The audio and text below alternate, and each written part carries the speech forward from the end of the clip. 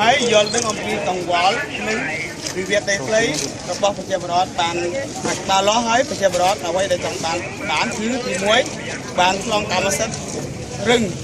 ហើយចង់បានអ្វីដែលជារបស់ខ្លួន5ហិកតាដីកន្លែងណានៅកន្លែងហ្នឹងអីដល់បាទហើយចំណុចដែលត្រូវ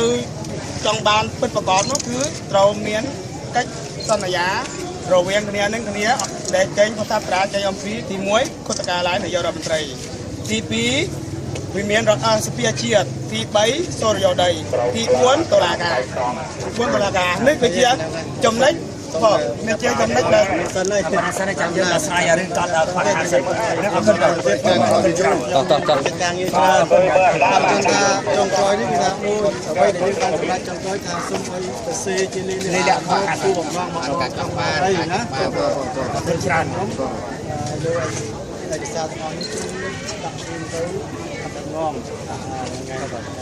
បាទអរគុណច្រើនចាត់ចុងនេះបងសុំតិចបងសុំតិច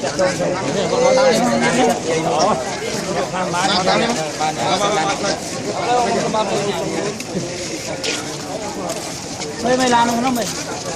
นู่นขอเก่งบ้างล้างกินเอา